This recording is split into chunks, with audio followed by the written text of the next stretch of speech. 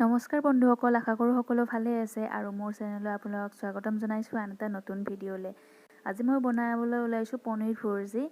পনীৰ ভুৰ্জি বনাবলৈ মই এয়া পিঁয়াজৰ পেষ্ট বনাই লৈছোঁ, এয়া আদা নহৰুৰ পেষ্ট আৰু এয়া হৈছে বিলাহী আৰু এয়া দুটা মই জলকীয়া লৈছোঁ। আপোনালোকে জলকীয়া বেছিকৈ খালে বেছিকৈ ল'ব পাৰে। আৰু ইয়াতে মই এখন কেৰাহী বহাই দিছোঁ আৰু ইয়াতে মই ডাঙৰ চামুচেৰে 2 চামুচ মই তেল দিছোঁ আৰু জিৰা দি পেলাই পিঁয়াজখিনি দি দিছোঁ আৰু পিঁয়াজখিনি মই অকণমান টাইম ভাজি ল'ম। অকণমান ৰঙচুৱা হোৱাকৈ ভাজি ল'ম, 2 মিনিটমান, বেছি নহয়। আৰু এয়া পিঁয়াজখিনি প্ৰায় অকণমান ৰঙচুৱা হৈছে আৰু এতিয়া মই ইয়াতে যিখিনি কাটি লৈছিলোঁ জলকীয়া সেইখিনি সৰু সৰুকৈ কুটি দিছোঁ, যিহেতুকে বেছি জ্বলা খোৱা নাযায় সেইবাবে সৰু সৰুকৈ কুটি অকণমান টাইম লাৰি আছোঁ। আৰু এইখিনি যেতিয়া ভালকৈ ৰঙচুৱা হ'ল, এয়া দেখিবলৈ পাইছে নহয়। এতিয়া ইয়াতে মই যিখিনি বিলাহী কাটি লৈছিলোঁ এনেকুৱা সৰু সৰু জোখত, এনেকৈ মই এতিয়া এইখিনি দি দিলোঁ আৰু এইখিনি ভাজি আছোঁ অকণমান টাইম লাৰি।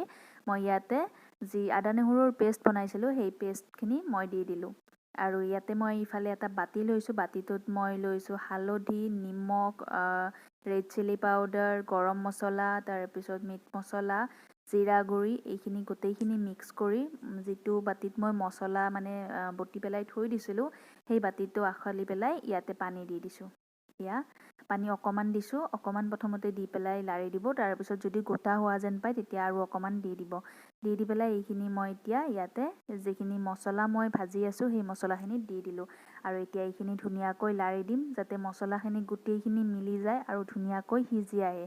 অকণমান টাইম ঢাকন লগাই থলোঁ আৰু ঢাকনখন গুচাই দি এনেকুৱা হৈছে চাবলৈ, মছলাখিনি প্ৰায় সিজিছে। আৰু এতিয়া মই এটা আলু সিজাইছিলোঁ, আলু নিদিলেও কথা নাই, আলুটো অপশ্যনেল হয়, মই সিজাই থৈছিলোঁ যিহেতুকে এইটোও দি দিলোঁ আৰু দি পেলাই এইখিনি ধুনীয়াকৈ লাৰি আছোঁ যাতে ভালকৈ মিক্স হৈ যায় মছলাৰ লগত।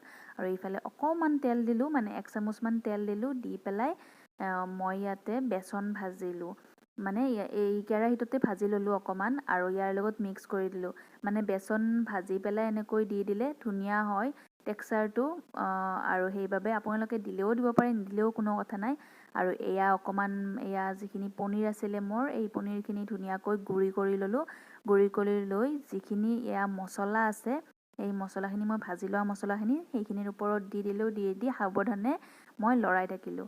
বাৰু বন্ধুসকল, এনেকৈ কেতিয়াবা খাইছেনে? যদি খাই পোৱা নাই এবাৰ খাই চাবচোন, বহুত টেষ্টি হয়, ৰুটিৰ লগত বা ভাতৰ লগত খাবলৈ বহুত টেষ্টি হয়।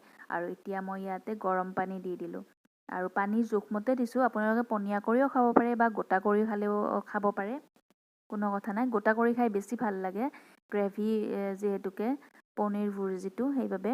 আৰু এয়া চাওক, মই এয়া উতলিব দিছোঁ, এয়া প্ৰায় হৈছে।